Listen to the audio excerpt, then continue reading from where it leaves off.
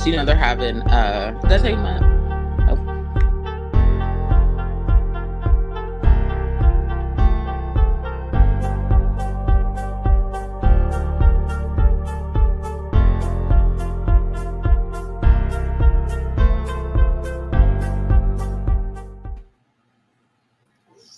Hey guys, welcome to the Lauren Hour podcast with your girl Alora D, B Vaz, and Jazz T. Yo.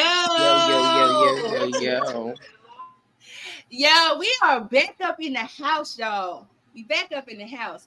So much has transpired over the last 2 weeks, guys. We have so much to talk about. We have a very special guest in the house tonight, and I can't wait for us to go ahead and get to that interview. So, guys, are y'all ready to? I want you guys to feel free to ask as many questions as y'all can. Okay, as many questions as y'all can, and also, y'all, I want you guys to remember this. Okay, are y'all there? Are y'all paying attention to what I'm saying? Yes. Bad bitch, remember that. Girl. Any fucking way. Anyway. Woo! So the person that we're going to be interviewing today, they're nonverbal. So they texted me some of the answers. I gave them some pre questions, and so I will be answering those questions in the best voice that I can to represent them. So without further ado, guys, let's please welcome our guest from the Montgomery, Alabama Riverboat Borough. Introducing Mr. Chair. Hey. How you doing? How you doing today, sir? How you doing? Guys, you guys have any questions? Because remember, today I'm translating for Mr. Chair. B Bass, let's start with you. What questions do you have for Mr. Chair? How does it feel to be representing your community? Oh, I did have that question ready, didn't I?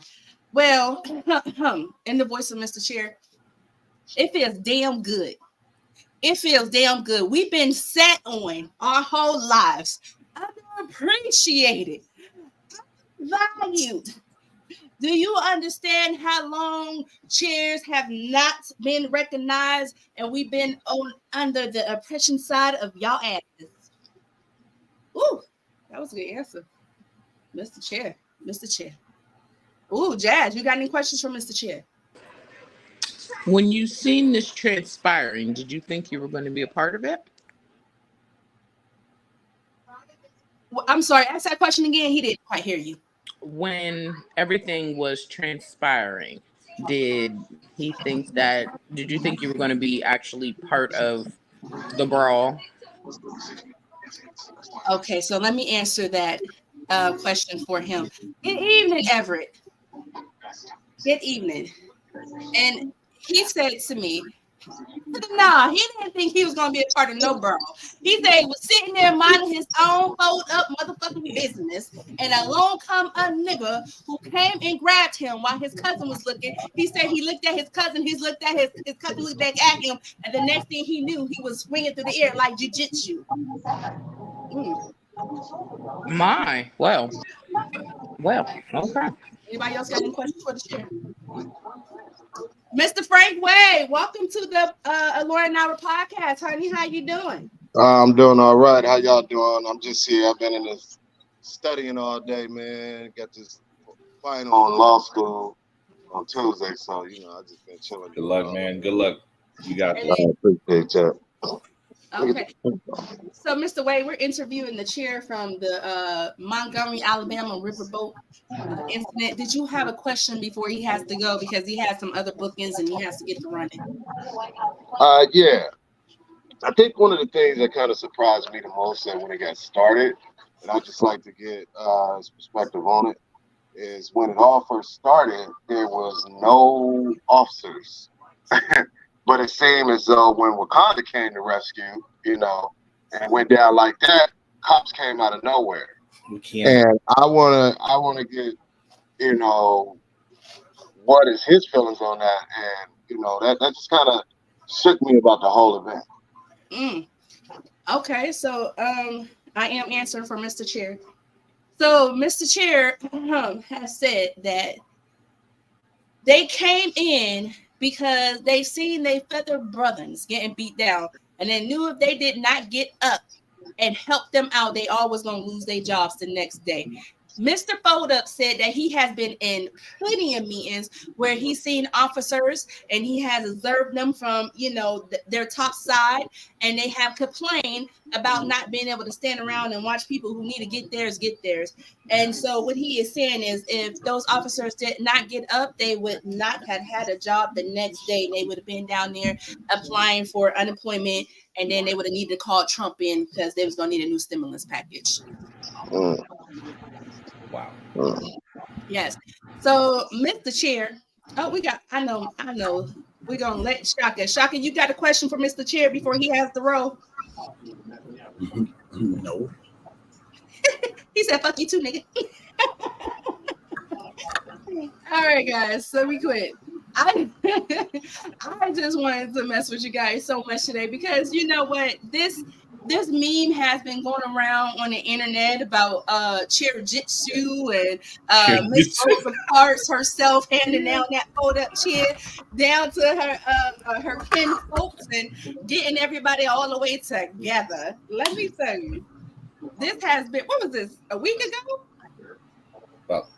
Joe, week and a half, August 5th. August, man, listen, it's still going. I have seen so many videos, so many memes, and I want to talk about that for a moment, and then we're going to move on into our interview portion and then our main topic. So, guys, how do you guys feel about our own getting arrested? Who got arrested? A fold-up chair uncle. They arrested him? He kind of wild out. He kind of wild out. He hit the white lady while she was on the ground with the chair. I mean, I don't know. So you disagree with that part? That he hit the white lady. She was, to my recollection, she was already on the ground. Yeah, she was on the ground. She didn't even realize. She was having a seat already. He was trying to lift her up. Yeah, he went full WWE at that point. He did. Yep. But she was also butting into stuff that ain't have nothing to do with her. And in the wise words of Little John, don't start no shit, won't be no shit. Period. Not gonna imagine the foot dance, the ATL stomp while Jazz is saying that shit at the moment too. First off, Lord. Anyway, I ain't with your shit today. Frank, I'm saying that looks like a good dance to stomp somebody out to. Frank, go ahead and say what you're gonna say. No, I'm just saying, you got to look at the whole total package of everything. What is the rules of the game and the law?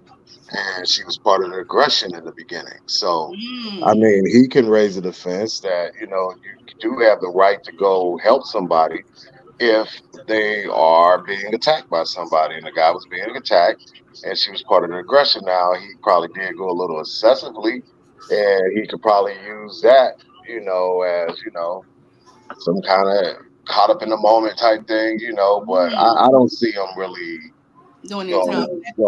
I mean, unless, he's in front of one of those just judges, it's just like, crazy, which could be a possibility in Mississippi, Montgomery, but I mean, it's like a white woman with a chair. He doing time. I don't know. He may not. I don't think he's gonna do it. I think they're gonna knock it down to a lesser, because that's gonna cause a major problem.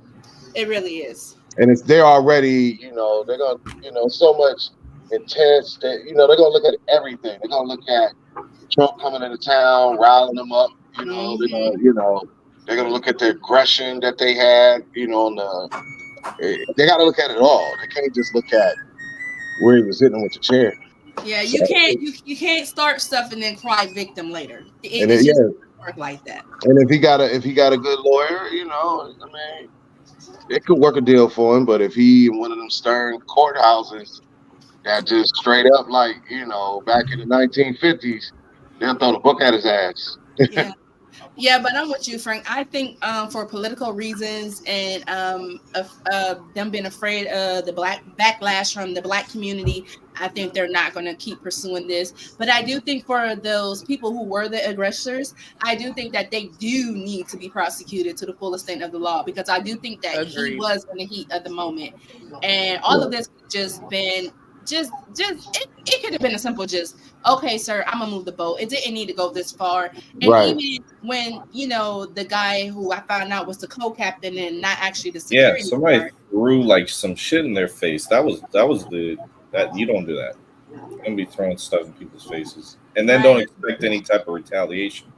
Yeah, and then No. you can't just be out here putting your hands on. If it was just a fade and he caught that with the guy that he was fighting 1-on-1, no one would have got in it. Everyone would have laughed it off. Like, look at these old dudes. It was the fact that the others felt so entitled to jump this man. It was like they didn't really need to jump him, because both old dudes were really kind of just pushing each other. Neither one of them could fight, really, let's be honest. The black guy was trying to get control of him because he knew his arm was short. He's stubby, arm short, couldn't get no connect. The older guy knew his punches wasn't going to, really affect him, so he's trying to shove him. It's really a shovel match, because each hit he threw was really missing. And then here come Bingo running and jumping on the guy, and bam, all of this escalated. And then the women getting involved, and then for the people out there complaining that the women got hit, you can't put your hands on a man and think you're not going to get hit. Equal rights, equal opportunity. These hands are ready to eat for everybody. Okay? Keep your hands to yourself. I just be so glad I don't never be in situations like that, because I would have had to air that shit out. No, ma'am. Like, Period. terrible. Period. So moving on from that, it is my favorite time. We get to interview. So, Mr. Wade, Mr. Frank Wade, sir, how What you up? doing? I'm doing okay. I see. Yo, listen. Every time I'm on Facebook, I see you done hit another goal, achieve something else, and I see your artists are doing good. So I would like for you to take the time and let us know a little bit about yourself and your company and what you're doing right now and some of your accomplishments as far as your company and your artists. Go ahead. You got All the right. floor. Well, I'm Frank Wade. I'm from the OH10 myself. I lived in Kansas City, where everything kind of took up, and it all started in Ohio with my frat brothers, at Kent State University, and then I took it from there, started growing, and then took it into Kansas City, Missouri, where we really expanded on it and became sort of like entertainment company, record label. We had some success throughout Kansas City for 10 years, and we became like the third largest kind of like record label. Number one, of course, always it was Strange Music, Tech Nine, a good friend of mine. Then I kind of, took a little break, went to Dallas, came to Vegas, decided I wanted to chill out, in 2016, handed to my son. Things didn't work out right, so we began to fire it back up, and this time we just said we was going to make it real serious. So we had a nice little building over, studio. We changed the name to C Spot because we wanted to make it a happy space for creators, where they could come in, utilize equipment, rent it out, and was trying to use that little like Uber effect, one-stop shop for everything. Then COVID hit, so we couldn't really get any clients because we weren't essential. So we know what we was gonna do. So we just said we're just gonna take it digital, and so I just started taking classes and learning stuff. Of course, I'm in law school, and then another degree in change supply management and logistics, which really, helped me to really start seeing how I got to move this to put it on a major scale. So I always knew in the industry it ain't like what everybody think it is. Mhm. They think that you're just gonna put your music up there, everybody gonna love you, or you're gonna go viral from something. That's like a 0.3333333333%. And that's the algorithm doing that. That ain't nothing you did. It was the algorithm. So you either gonna make it, But they believe it. you're either gonna make it two ways in it. You're either gonna pay for it or you're gonna pay for it. So when you see the artist getting a big check, that's just a loan. You got to take the taxes out. You got to use everything that they want you to use, and they're gonna put you in the hole. That's how it's gonna put you in the hole. While they make money throughout time on the music, or you can create your own destiny. I decided to take that route. So, I started, investing my money into, the right places with the right things. Next thing you know, I'm linking up with a few people, and this person leading to that person. Like Leanne Jeter told me, she's a legend with Motown and Stevie Wonder's publishing, and she was just like, you got to connect the dots if you're gonna be successful. And she was like, you got to go out there. One of the greatest lessons I just learned to get on a panel with them giants, because I'm like, how I get on here with the Kevin Blacks, Troy Marshalls of the world, the Nobody knocked on the door at all. and I got on, and so it was my shot, and I took it. Next thing you know, I got numbers and billionaires, and my phone it won't stop ringing. Yeah, it won't stop ringing right now, and it's just like, just while we was on here, I couldn't answer it. Came across my screen, some members I've been messing around with Parliament and Funkadelic. It's like all since this has happened, and now Kevin Black called me on Saturday, like, come out, I want to talk to you about the music in your company. And so, I can't talk much about what's about to happen, but it's about to go big, and my thing is, I tell everybody, because this is my other part of the story, and I'm gonna leave it alone with this, is that don't let nothing, stop you from doing it. Because even though I was, smart dude, educated, went to college, all that stuff like that, I still had other things I had to do, and I got in some trouble and had to spend some time, but they told me I'd never make it again. But I decided that, I was gonna change that narrative, get a real estate license. Everybody told me I wouldn't get that. I got that. Then they told me I wouldn't get in law school, and I'm 2 years in now.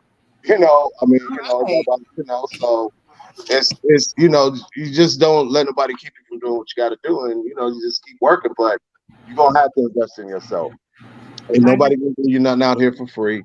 Whether people think that they just gonna, you gotta like say to yourself and change your habits and be like, I'm gonna put the money where it counts. And because I did that, I think at times that put me on the radar with people like, he got his machine ready to go. He invested, and they know, people see it, know it costs to do this stuff.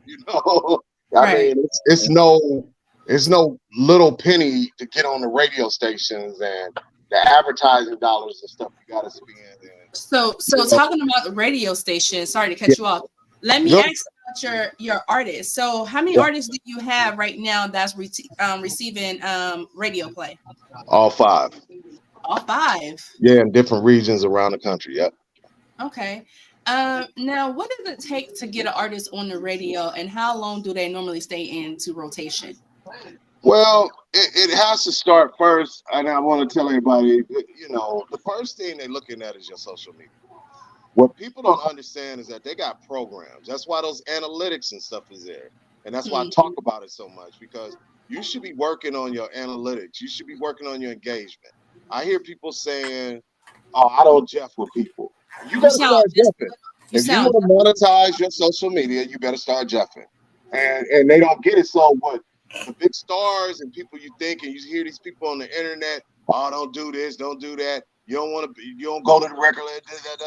They gaming y'all when they do that. Because think about it. There's only so many people you notice on the radio and that you notice national. You got millions of people out there that's better than them. Why ain't they on? It's a system. It's a science.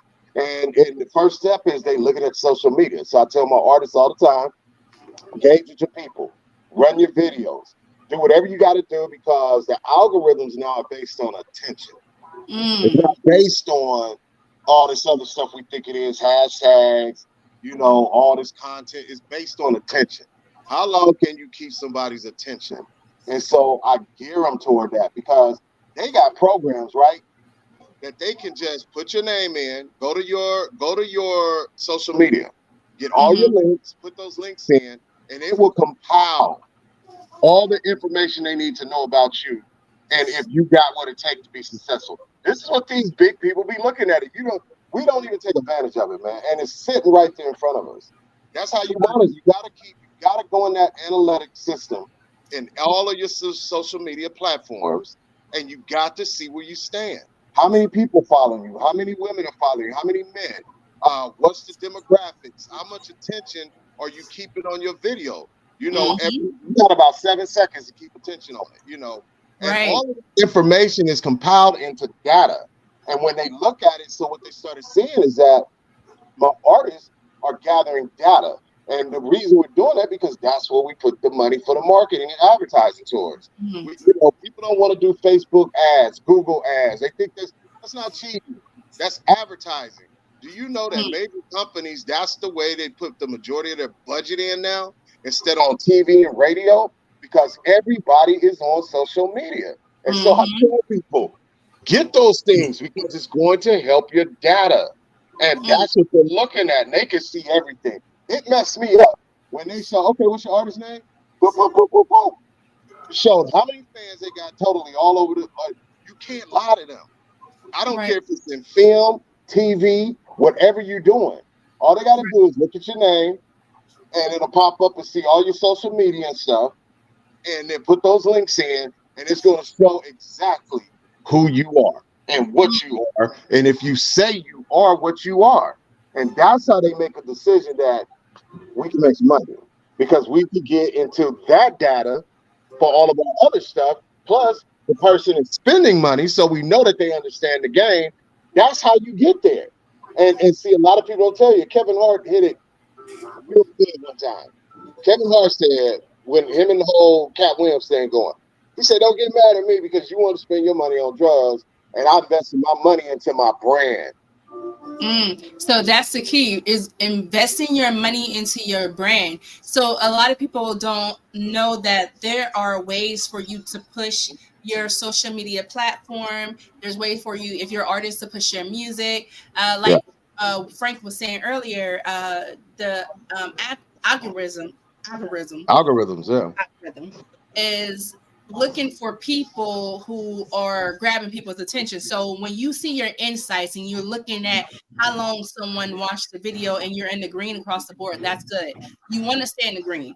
You want to stay in the green. Yes, you want people to keep engaging with your content. You want to keep pushing your content, but also using ads work. So I don't use ads much, but I think I am going to start using ads because it's going to be a great way. Hey, baby. It's going to be a great way for me to get my content out there. And maybe I might get into the rotation so the algorithm will push me. So that's what he's basically saying, is that people who are artists, whether it's rap, music, or was it R&B, whatever that you're trying to get into, you're going to have to pay to play. You got to pay to play. I tell people all the time, I don't stop listening to these people who say, I can just get on here and I can, well, okay, let me see it. Has it been done yet? I mean, are you doing it? These people get far by having discipline. You got to just say to yourself, if I am a brand, if I'm a business, and I got to put X amount of dollars towards advertising, marketing, and because the key is exposure. The more hands you shake, the more money you make. It's the same way with the internet. You got to get exposed to as many people as you can. And so the thing that's going on with Kevin Black and them, that will put us in national exposure. That will put us in worldwide exposure. And when you got millions of people, you can drive them to, like, we're setting up a thing where it's going to be subscription pages, where, you can just get one. You start getting 1 million people when you get a national exposure. Give me $1. I made $1 million that day. And so it's a numbers game, and they understand this. It's the numbers that create the buzz and what's going on, and you got to do something. It might hurt your pockets a little bit. Might have to turn down a couple dinners, out and stuff, and things you got to buy that you want to buy and get. But you're saying I'm a brand. Brand, I have to invest in my brand. Unless somebody out there want to give me a big thing of money and they want a piece of the pie, and now you got to start thinking about, okay, how am I going to get this person their money back? You know what I'm saying? Yep. And that's why I say with brands, I got a whole different opinion, and I can speak for days on this about major companies and billion-dollar companies. I said, do you understand the stress that those guys be under? We might look at it that they billionaires, but they got thousands of locations and employees, and they got to work with taxes and governments. And I'm learning this stuff through chain supply management, logistics, and law. And so they got to do payroll every week or every 2 weeks, which is millions of dollars. And they got to think about, how are we going to make this happen every week? So how does this work for anybody that's not doing goofy shit? because we all know that 99.8% of people that are getting the algorithms and eyes on them are people that puts out goofy shit. Like it ain't so much how goofy shit all the time. It ain't almost goofy shit all the time. It's 99%. I'm not gonna. I don't mean to sound standoffish, but it bothers me when people say, "Well, you got to do this, you got to do that, you got to do that," because it's the goofy shit that gets the light. There's no, I don't, and I may be uneducated. I'm not familiar with your company, so feel free to enlighten me, give me links to your artists and all that, so I can learn. Yeah. But what's seen in my eyes through the masses and everybody that gets on is goofy shit. I mean, but there's a whole bunch of clown shit. Motherfuckers in videos looking like they doing aerobics, and no rap skills whatsoever. And these are the motherfuckers that's getting millions of dollars, and this is what they throw behind. But how do the people that are actually creative and actually have integrity, that shit don't work for them? I mean, there's people out there that got integrity and creative and it works for them. I mean, it's just you got to understand. We're going to see based on. When we're dealing with AI, when we're dealing with algorithms, when we're dealing with these things, we're going to get those things. I don't care if you Google. I don't care what social media on. I don't care what kind of people that you address or you engage with. That AI is going to give you what you have as a philosophy, the type of people that you add and that you like. So if your group standing on social media is, I'm a part of this section of America that don't like the goofy shit that's going on, that don't like, these guys in their videos, and I don't like the way they rap. AI, the algorithms is going to give you that all day. So that's going to build your reality of what you think is really out here. But then there's other issues out here. You got rich people that got things in the algorithm, hits them with certain things. It's just the way, it's your perception of whatever it is. I mean, I feel like none of my artists don't do no stupid stuff. We ain't never done no stupid stuff. And I I wasn't trying to make it sound like you were doing stupid. I'm uneducated to what you're saying. I get what you're saying. But I'm saying it deals with the perception. And just like you got the Trump folks, they got a whole different reality. Is their reality wrong or right? But that's what it's feeding them. So in their world, in their bubble, they feel like the world is going chaotic. The world is out here, there's no jobs. All the unemployment rate, because that's... So it's about perception then. It's going to be whatever your perception is. It's going to give you. So if you're getting that all the time, that's what's going to build your reality and your perception of whatever is really going on in the world. And it may not be that way. Again, it may be that way. I'm not saying that it ain't, because it is. It's real. I was just talking to my artist about this last night, about the dumb shit that some of them do and all the gays. I'm not, all that. I'm not with it. A person got to have their own, I'm not going to get down on nobody. That's their business. Right. You know what I'm saying? We are all human. When you're living here in this country under law, you have the right to worship what you want to worship. That's the law. That's the law. No matter how you cut it or you dry it. And that's the way that I look at things. Like, how are we doing this, even in the industry? How many artists understand that the way you first get through the door, you got to understand the laws how to get through the door, because the entertainment industry is governed by what the United States Congress set down and gave the rules how you can make money in this game. It ain't got nothing to do with you. It ain't got nothing to do with the classics. It ain't got nothing to do with who was the greats 50 years ago. It got to do with what did the United States government say, how I can make money as it relates to me. First thing first, songwriter gets all the money first. Second thing, the one who owns the publishing. That's number two. They just opened up some stuff for writing, but then they say, who is the organization that got to collect all these funds and spread them out everywhere that we appropriate? Who is that? Harry Fox. A lot of people don't even know how to register all of this stuff. There are artists out there making $100,000 a year that ain't even known. Pretty much what happened with TLC. If you know, well, I'm just saying, it's without a deal. If you know how to do the proper stuff. Like you tell artists, you get a subscription, right? The law says if I have a subscription in streaming, I can play that song as many times as I want to play. I can put it in a playlist, play it all day long, as long as it's a subscription. Now, if your paperwork is right, if your encoding is right, if all the stuff that the law said is you got to do to get paid, and you are the songwriter and you own the publishing, I don't care if it's streaming 24 hours a day, every time that thing spins, it has to pay you. It has to pay you. So, Frank, let me ask you this. So, someone who is new coming into the game, what would you tell them? Would you tell them before they sign to get legal representation, and how should they go? Because Nipsey Hussle, he basically preached, don't get signed to no label, be independent.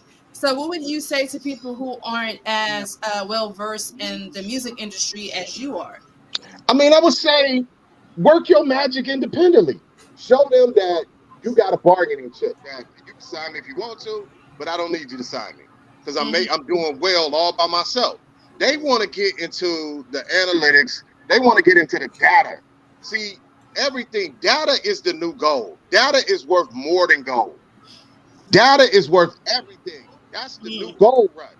And that's what everybody is fighting for. The reason, again, they don't come up against your boy is because he got 74 million people, emails, data. All he got to do is I'm putting out something today. And what did he make? He made that one day. $4 million in like an hour. It's about data. And so what I tell them is that build your data, work it independently, make your money, have something to go to the offering table so that they don't have to put you in a situation where you got to take the money and go into a 360 deal. That you can have a bargaining chip. Like, look, this is what I'm making right now. This is what I'm doing. I can't give you everything. I can work with you. I can't give you all my publishing. I can't give you all my songwriting credits. But if I ain't got nothing to come to the table but just you're gonna have to take talent. The music industry is 90% business, 10% talent. And until artists understand that, they're not going to be successful at it. It's 10% talent. And so you can be the most talented person in the world, can rap, they sign you, but you ain't got nothing to back behind it. You ain't got nothing to show them or how they going to get the investment back. So they give you the money. So, so I have one more question before I move on to the next segment. Are you still looking for artists to sign? And if so, how can they get in touch with you? Well, what we're doing right now, we're focused on the 5 that we got right now because they're in a great position. Like I said, Kevin Black invited me personally, and Kevin Black is household name. You wouldn't have a 50 Cent, Eminem, Dr. Dre. You wouldn't have a Black Eyed Peas, Mary J. Blige. What's your girl? It's on the tip of my tongue. Not the poker face one, but you wouldn't have Eminem, you wouldn't have Tupac, you wouldn't have none of them. Not the poker face. I don't know what you're talking about. Yeah, you wouldn't have none of them without Kevin Black. Kevin Black was Jimmy Iovine's right-hand man. Unlimited budgets. Russell Simmons. He personally told me how he got in the game. He said Russell Simmons gave him a meet and said, "You want to meet with me? My time is valuable. You got to come with 10 grand to meet with me." Kevin said he got that 10 grand up. He said, "I see you understand," and put him in the game. That's how. And now he's like, you get under Kevin, and he's take a look at what we're doing, and he's like, "Man, I want to message y'all." Right. And so, And see, some people might not understand why he told him you got to have 10 grand. He wanted to see how motivated he was. He wanted to see how serious he is. Because you have so many people talk about what they're ready to do, what they want to do, but yet they won't get up to go make anything happen. If you sitting back talking about, oh, I just post on social media, but you're not out here really networking and you're not out here pushing your own content, no one is going to take you serious and you're not going to get into rotation. So if you just keep on pushing your content and you're not going above and beyond, then you're just going to stay just at that level. So before we move on to the next segment, I just want to let you guys know that you have to be accountable for yourself, and you got to understand that in order for you to really make it, like we said earlier, you got to pay to play. You're going to have to in yourself. Right. And let me say this before we go do the math. I know dudes out here and they call rappers, man. They want to invest in themselves. They want somebody to get. And I know that minimum spend $60 a day. $60 a day. So take $60 times 7. What you got? 420? Don't ask me. I ain't doing no math right here. That's 420. I believe it's 420 times 7. All right. Now multiply that times 4. Mm-hmm. You got yourself over $1,600 that you can use to invest in yourself. If you say to yourself, let me get this up for a while until I get to a place where I want to go, or I ain't gonna do this much of it. But they say I ain't got no money. Ain't no money out. You got money. We get money for anything we want to get money for, and it ain't. That's true. You got to invest in yourself, and you got to set the tone that you wanna control your destiny. And when you come to the table like that, they ain't got no choice but to listen to what you got to say. Mm-hmm. That's right. That is right. That is right. Frank, I'm so happy that you came on today. Thank you so much. Yeah. Next time I'm gonna be better prepared for you because I had a whole lot more questions, but It's all good. I didn't time everything properly. But let me tell you, it is always an honor to see you on Facebook and posting your thing and being positive. And what a lot of people don't know is Frank is always trying to elevate the Black community and elevate people around him. And anytime I ask him anything, he elaborates, and he's not the type of person that makes you feel little or like, oh, you don't get that. He's going to break it down so that you do understand it, because the reality is some people don't quite understand some of the business in the things or certain things that people are trying to teach them. So just remember that it's also important to ask questions because a closed mouth don't get fed. And if you are quiet and you're not asking questions, you will not gain the knowledge that you need to move ahead. And on that note, let's get to the main topic. Guys. So, like I said earlier, I have been seeing this circulate around on Facebook, and and that threw me off. Okay, so I seen this meme circulating on Facebook, and it said that men are really the catch, and so I said, "Ooh, this is a great topic. I might have to do a podcast on this." So what that mean is that men are really the stars of the show. Men really bring value to women. That's what I got out of that. That men are really the catch. That women should be seeking after men because I'm assuming they add value to us or they have things in order. Guys, what do you guys think about that? Shaka, I'm gonna start with you because you started off quiet and then be that. What you think about this? Are y'all I think in today's day and age, men are the catch because women are so desperate to seek outside validation. They walk around butt ass naked. They don't really have. Most of them have regurgitated thoughts. None of them is really their own. They dress naked because they want eyes on them all the time. Like, nowadays men are really the catch, and I don't even want to say that as a stat because a lot of us ain't shit either. So like, it's a wicked game out here. Okay, so I see both ends of that. B-Bass, go ahead, and then Wade, I would love to hear your opinion. What is your opinion? Are men really the catch? Are y'all really the true catch? I'd say that's perspective. Only because like value, right? Like Frank was saying, let's go off of that. What do I bring to the table in a relationship? Well, perspective. It's like whatever that person feels that is valuable to them, then they would feel that I am of that value. Then yeah, that'd be great. But what's great on top of that is what I like to do is whenever I get into a relationship, I like to see where we are and then let's improve our lives together.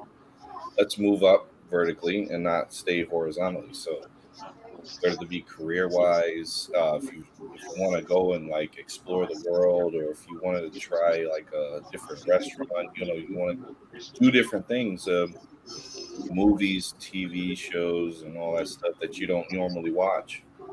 Right. Teach yourself something and show your partner something new. So again, perspective. That's how I always look at it. And if you look at all my exes, they don't all have it. I don't have a type. He said I don't have a type. It's just like if I jive with you, if we got a good like chemistry, then I roll with you.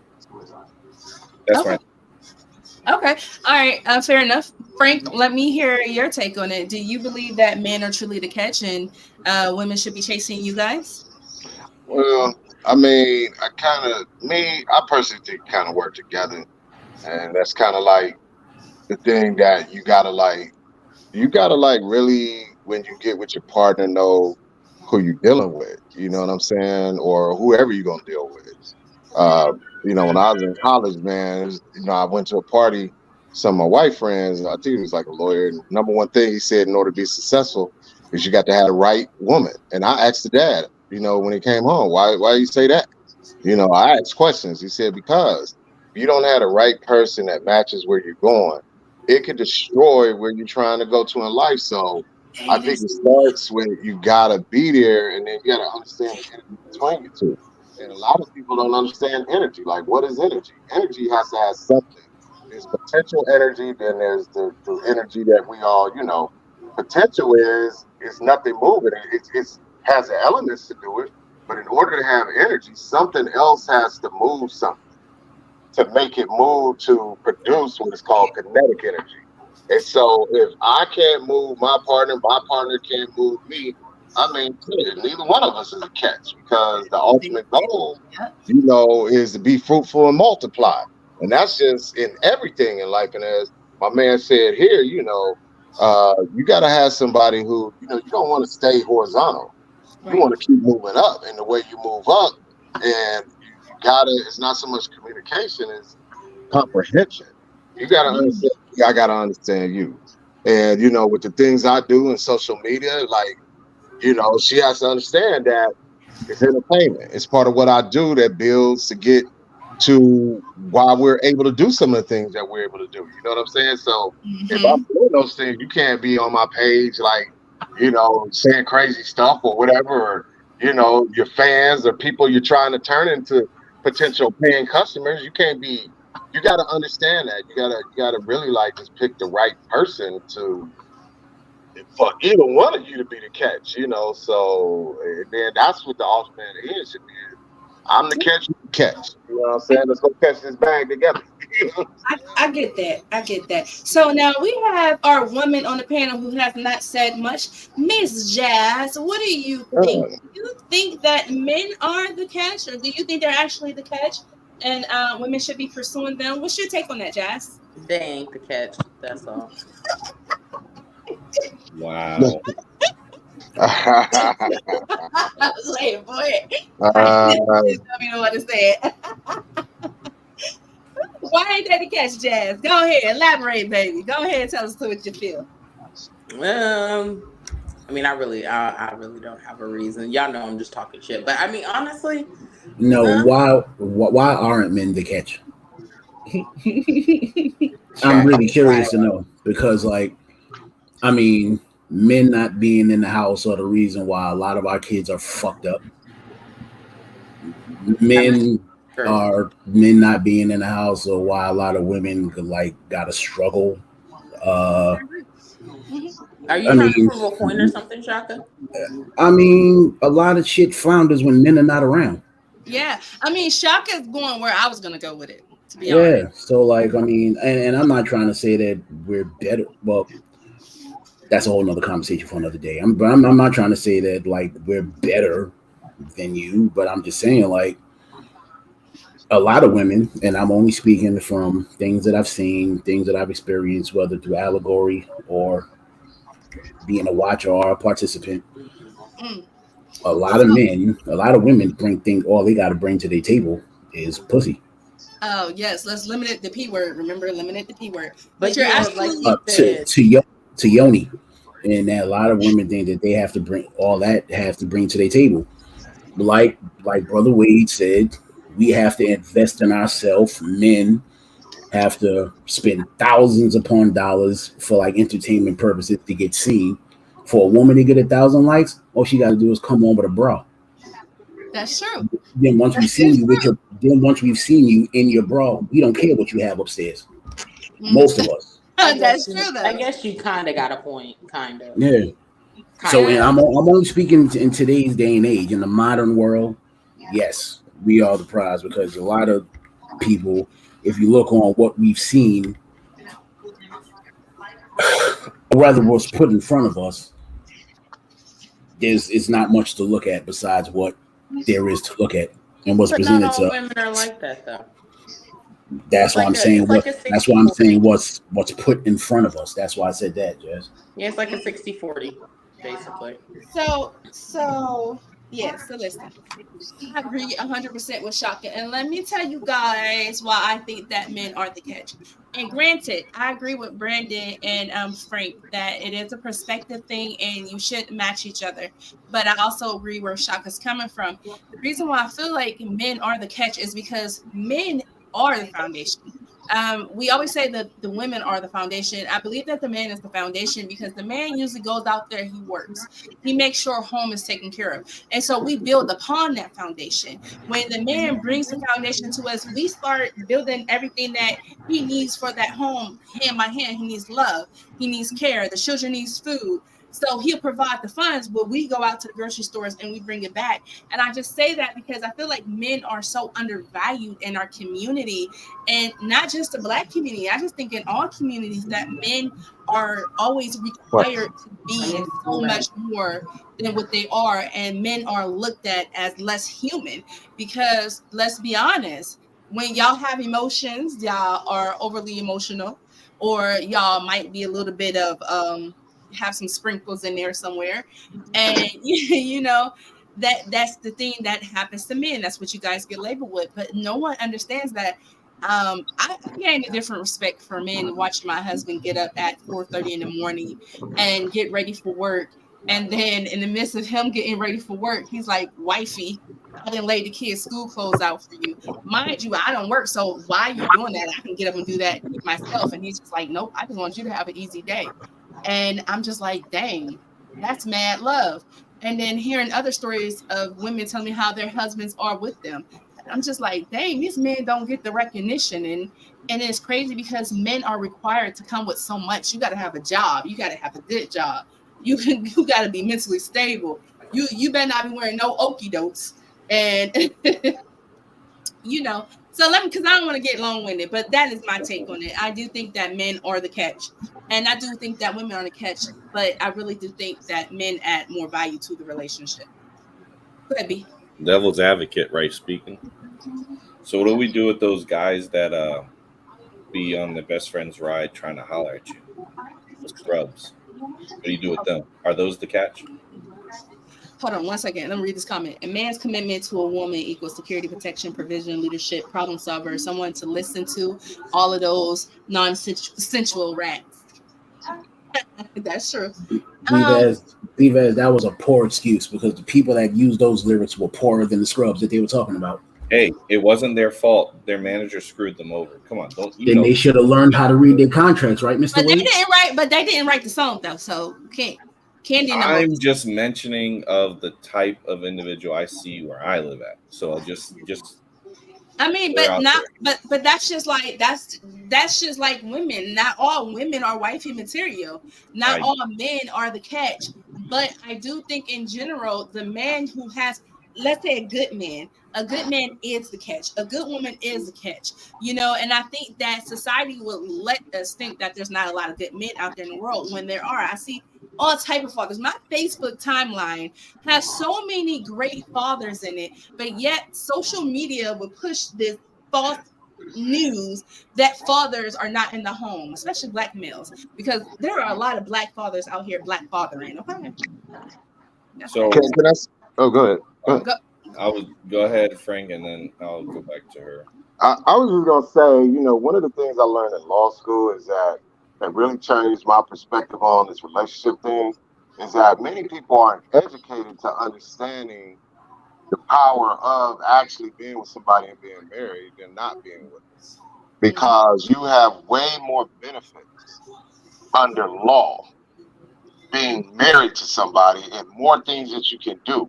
Your estate planning, like my business now, it's based in under tax break in Las Vegas that's tax free.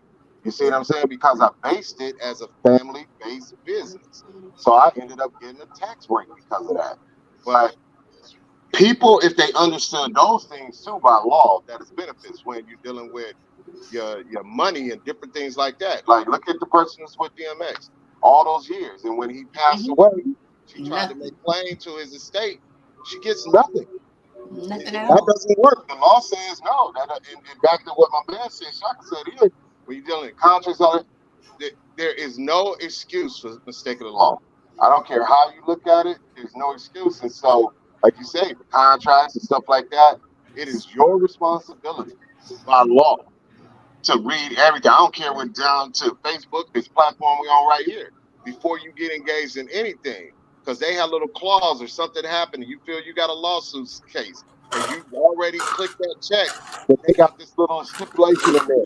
You can't sue me until we go to arbitration first. That's true. And they getting away with a lot of that like that. So read everything, understand. I always tell people, understand whatever you do in life, it's the game. And understand it by that Constitution. And once you start understanding it by that Constitution, you'll start seeing how many other doors start opening. That's because right. they base everything. The rules of the game in the United States is based on that Constitution. Amen, Frankie Sweet. That Everett Walker said it's easy for a woman to get sex. It's hard to get a commitment. I agree. Yeah. I agree. So to go back to the thing that you were saying, why I was saying perspective, right? Because let's set the standard low, and then that person with low standards finds a person with low standards. They could think that together they're great. Perspective. So from my perspective, seeing someone with low standards might be, you're too content where you are in life. I'm not cool with that. I'll walk away. I'd rather someone who wants to do more with themselves and do something big, be, something above and beyond whatever they think of themselves. I'll be that motivator. Like, hey, you got this. Let's do this. Let's work on this. You need someone that's your cheerleader. And it's not always the guy. Sometimes the woman. They back and forth. You do the little back and forth. But the whole, point was perspective. That's what I wanted you to really hear when I was saying that, because you're saying men are the catch, but I wouldn't say that. What I would say is that person who's really good, that you see it in your eyes, that because of how you modeled that person to be, probably had another person that pushed them to be that better person, So that's where the perspective comes. I get that, but I'm gonna always say that because I wanna feed our men, all of them, and I feel like men need daily affirmations of positivity and feeling valued. I see so many people don't understand. You don't get good men because most men are broken. And the reason why they are broken is because someone did not value them, see them, or appreciate them. And then when they come to women, they don't know how to be whole or to be in a relationship because all their lives or just around them, they've been torn down, been saying what they ain't or what they're not, and they don't know how to be. And it's just like it's coming from women who are not men. You can't tell a man he don't know how to be a man because you're not a man. He can't tell you how to breastfeed, can he? Can't tell you how to birth a child, can he? We don't want men talking about our bodies and claiming all these rights that we have. We don't want men speaking on, but yet every day I see a woman on Facebook, on social media, telling a man what he is not.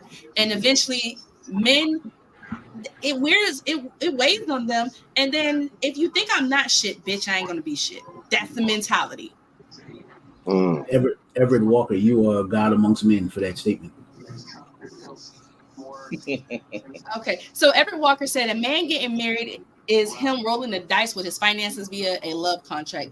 It's a risk for him. Reward for the wife. Men, you must value your commitment and never give it away easily. I mean, I would, yeah.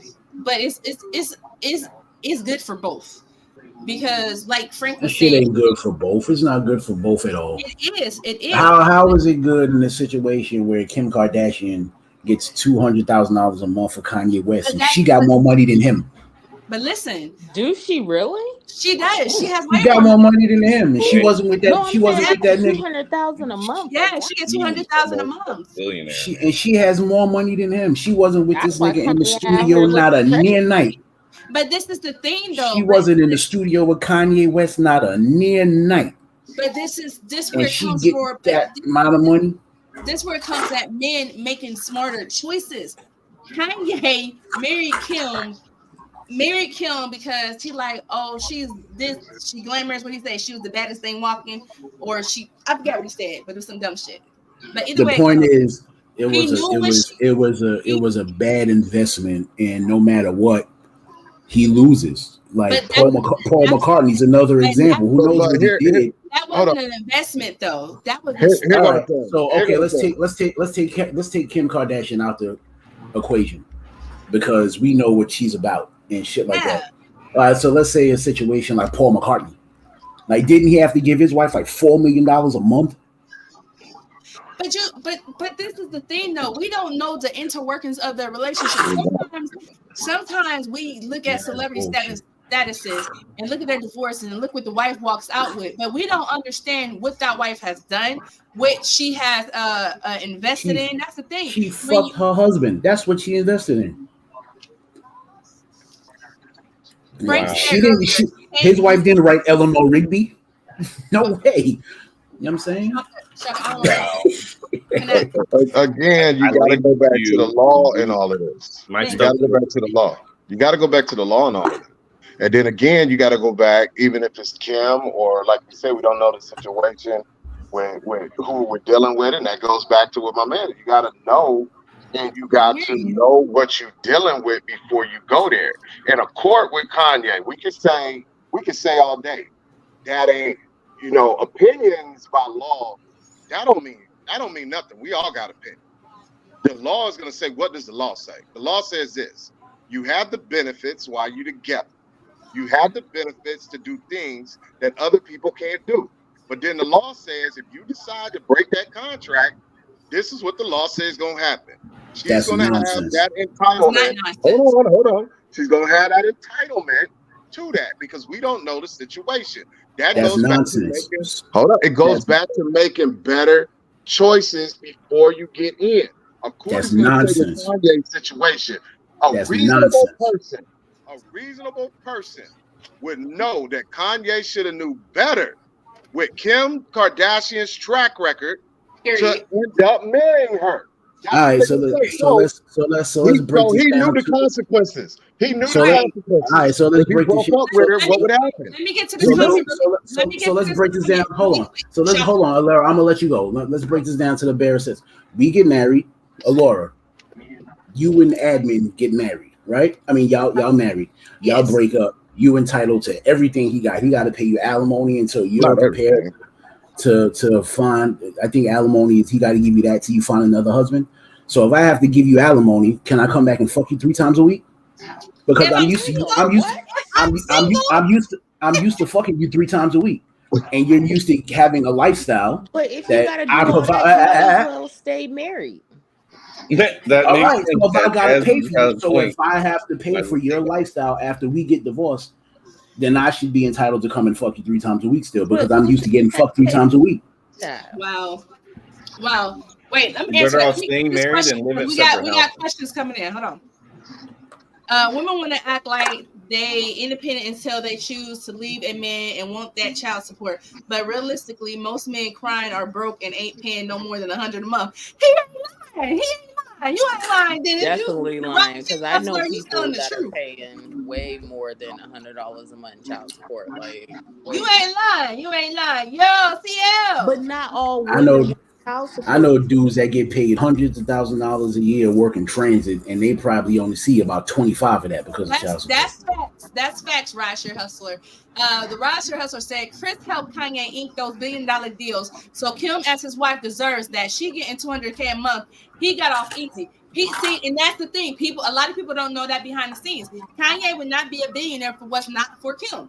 So we don't know. We don't know the facts. He don't have $1 billion like that when they got together, or he was about to be bankrupt. But he don't have $1 billion anymore. He lost all the shit. He lost all that. Fucked up and said, they did a video. They did a video. Hitler was good.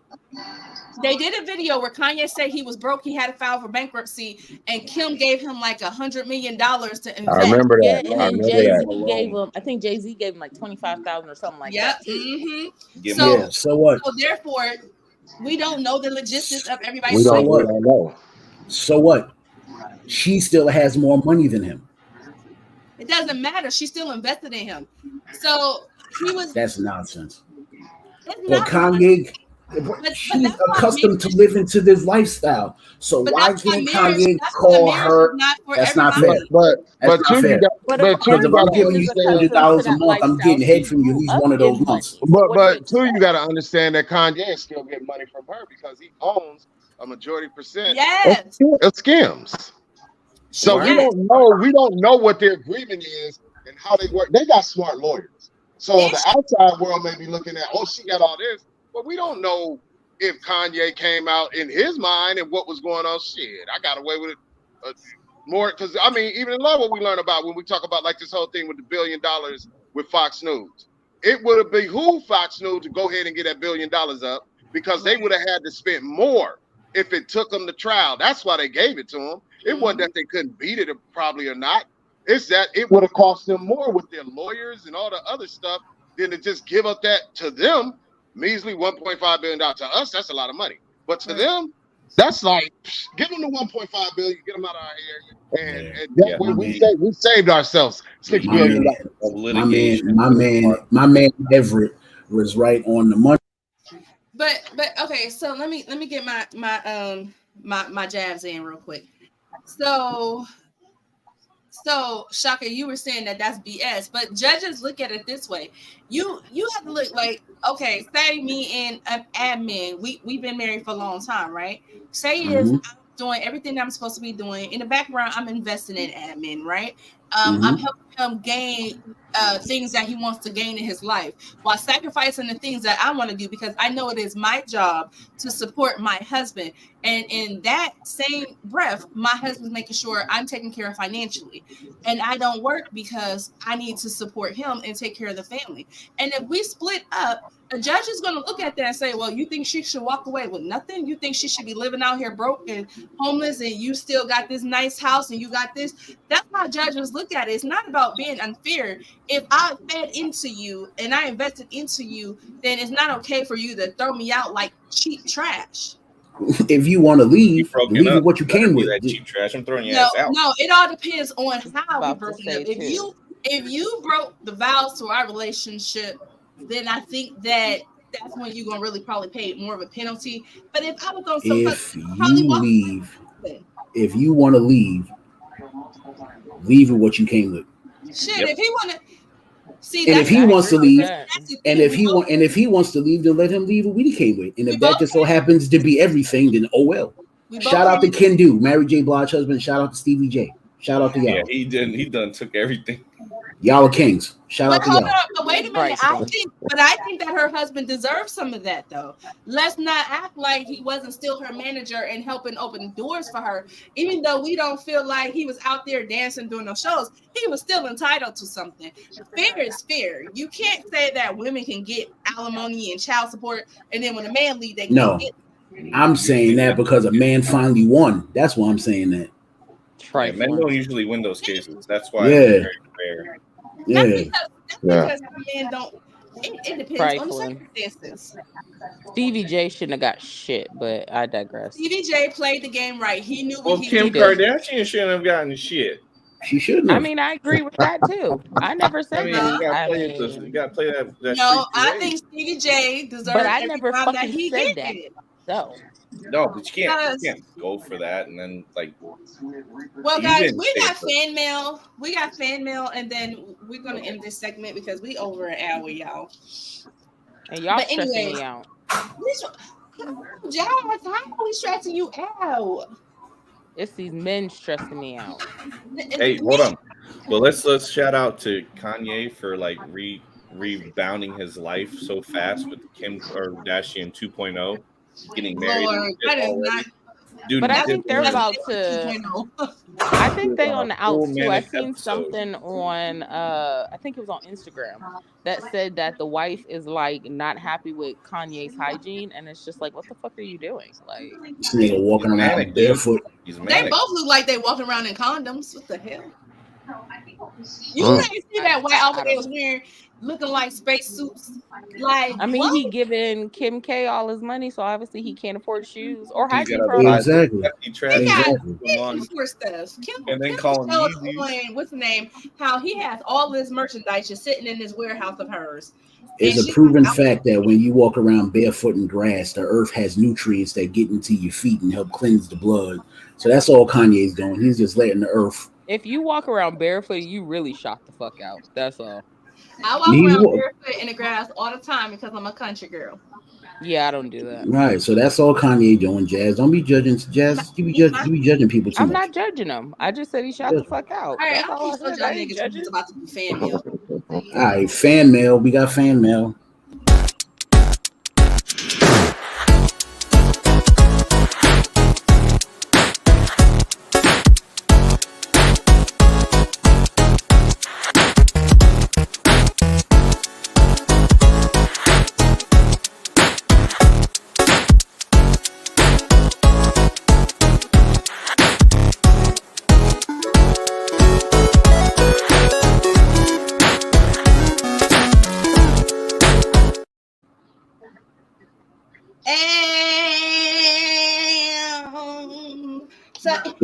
There was no music. There was nothing playing. It was just you. Because you're supposed to hit tap for sound on your screen, special, and then you will hear the music. Jazz. If y'all don't get it together, I'm together. That's him. Jazz. I gotta delegate y'all like babies. Jazz. Yes, Shaka. Jazz. Okay, fans and viewers, please ignore all of this black stuff that's going on right now. My black co-hosts don't know how to act today. That ain't real even me. Blackish. That's him. I ain't even did shit. Anyways, y'all, so this letter comes out of Tulsa, Oklahoma. And yes, we have viewers in Tulsa, Oklahoma. We have viewers in Arkansas. We have viewers all over the world. We are international, baby. International. I hope the viewers in Tulsa, Oklahoma is safe, because I get tired of seeing them on the first 48. I'm just saying. No, but that's a really good show, no lie. Like it is. But it's always the same three cities. Any TV shows are great. It's always the same three cities though: Atlanta, Miami, and Tulsa. Miami, yep. And Cleveland. All right, let me get to this letter. Hush. Okay, sorry. Hush now. All right, dear the Lauren Hour podcast. My name is Marie. I was writing because I need some advice about my fiance. My fiance used to be engaged to this woman about 10 years ago. I am 25. He's 48. He how old? She's 25 and he is 48. Girl, that's your damn daddy, baby. Dad. Continue. Is that Marcus Houston? We have been engaged for about 4 years, and every time I ask about planning a wedding, he blows me off. Yet, on Mother's Day of this year, he took his wife, his ex-fiance, flowers and candy, and then for her birthday, he took her on the cruise, and he told me that this was something that he had planned for her a long time ago, but because they have split up, they weren't able to go, and he wanted to make it up to her. What should I do? Do you think he is sleeping with her? Should I break off this engagement? Are we going to be together, or do you think he's playing me? Okay, so I got a question. So you said this is just he was previously engaged to the other person, not married. Yes, 10 years ago. Okay, so they was just engaged. So how long ago did he plan that? Like, 10 years ago, I'm thinking, oh no. But why would you plan something 10 years in the future? Because you don't know whether you're going to be with that person in 10 years or not. Yeah, I think he's lying because when you think about it, that don't make no sense because you can't book cruises. What 10 You can't. Can you? I think the most that you can go is like maybe a year past, maybe 2. I don't know. I've never like booked anything out. Well, maybe like she's leaving something out. She's probably leaving something out.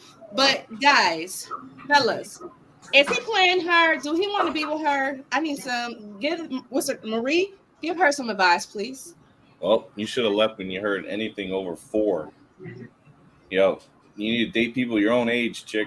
Like, stay away from these old heads because they don't have much to offer you. They're going to die soon. Unless they have a 5-year plan and you're in it, get out. Eek. You said, listen. Let's normalize dating people in our age range. Let's start there. Thank you, Rob. Age range, please. He tripping. He tripping. Everything. He tripping. He tripping. Well, if he trips and falls, he dies. We got to be careful. Okay, so I don't think. Oh, go ahead, Jess. I was like, I don't think. I can't say that he's fully played. I think he's being fully honest. This is the black stuff I be talking about. Oh, snap, Kevin in the podcast. Wait, what happened? Oh. Yeah, yo. I had to work. Okay. I'm sorry. No, you're fine. Frank, wait, who was answering that question? Do you guys think that Jazz, is he tripping? Should she leave? Is he playing her? I don't think that. Like I said, I don't think he's playing her. I don't think he's telling her the truth either. Because, like I said, with the trip, the trip, the gifts, it's all kind of sketchy. You know what I'm saying? But it's like, one, I don't think that a trip like that was planned that far in advance. I don't think so. But like I said, I might be wrong. Recently. I think he booked that recently. Yeah. I think that they still, or maybe like they may not be engaged anymore, but yet he's still entertaining her some ways, somehow. Exactly, Jasmine. Thank you. Back burner. Woo! Ever said he's gonna lose the brand new model because he want to drive the old whip. You know, he ain't gonna lose the brand new model. She gonna stay with him. Yeah, exactly. She ain't going nowhere. Exactly. She ain't going nowhere. She's staying with him. She just wasted her breath for that obviously she really care. I mean, she said she invested 4 years into this. Like, when you invest over a year into somebody, like, yeah. And then she's 23. We gonna give her. She gonna say we hate. And her mama probably just told her to leave that man alone. And he probably want the old thing. The old thing probably don't want him, but she want the benefit. But then also as well, there's another question. How old is the ex-fiance? She has to be up in age if they were like if they were engaged 10 years ago, she has to be around the same age as him or close to. No, she's probably young too. Why does their ages matter? Ages matter. He's trying to figure it out. Maturity. Maturity don't mean shit. Just because you no, it does. Just because age don't mean nothing. Just because you age don't mean you grow. Older men and sometimes I got a 51-year-old at home. Shit. Yeah. Don't make no difference. Just because you age, just because you age don't mean you grow. You're dating a 51-year-old, Cuddy? Yeah. Do she get AARP? No, I won't. Hey, yo, wait a minute, hold up, wait a minute. We ain't gonna go there. We ain't gonna go there. Okay, I have at 3 a.m. Maybe. I'm just asking because come over here and help me up this stretch. You know my hip acting up the brain. The Waffle House. I'm 41. I'm 41. What's the problem? That's fine. 10 years. Oh, you know what, Cuddy? I keep forgetting you're older than me because I be thinking we're the same age. I'm 41. Kevin. Oh, okay, never mind then. Okay, it's never mind. It's a 48 and a 25-year-old. That's 23-year difference, dude. Not good. That's training. Like, we know what that's about. That's training right there. He's just training out. It's not like good. a 17-year difference right there. Okay, guys, let's get serious. This girl really wrote in because she wanted advice. Give her some advice. I tell her, run away. Get the hell out. Go run away. She's not, but but tell her to run away. But she ain't going nowhere. She ain't going nowhere.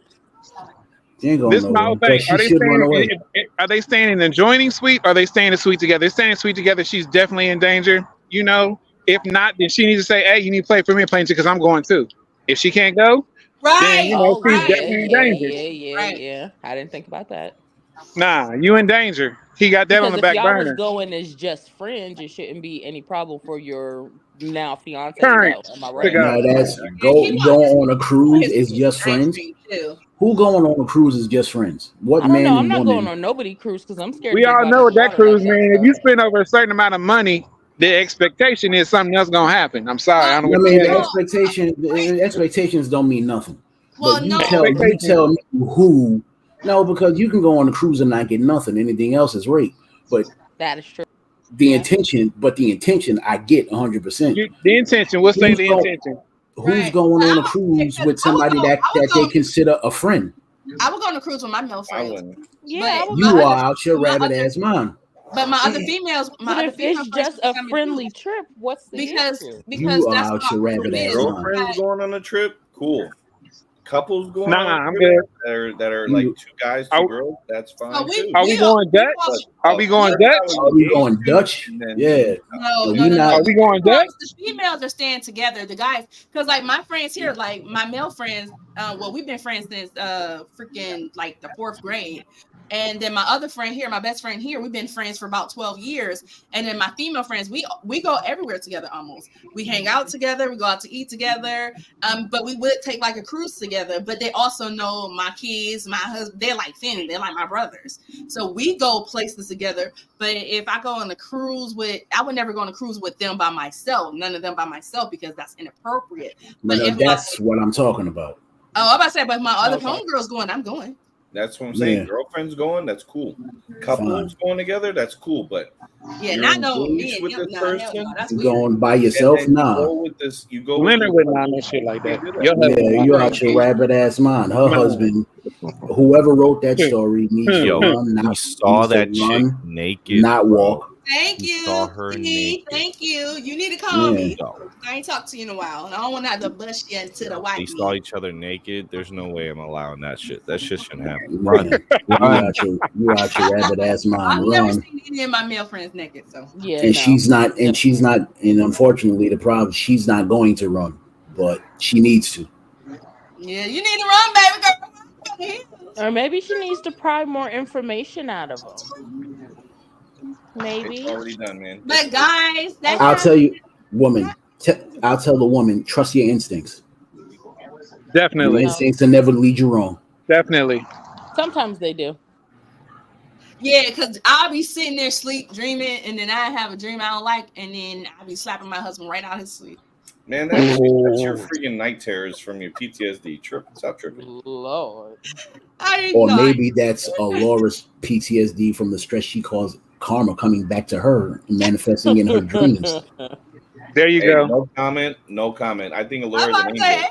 No comment. Me sweating up there worried about if he was cheating, because baby, if you cheat and go, I don't even care. You can't even say cheating because we not together.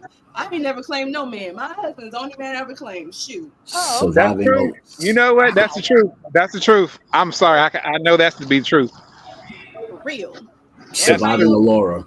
They already knew I was cheating. Surviving a He might have had a harem though, but yeah, they knew. Period. That's why I said I'm a changed woman.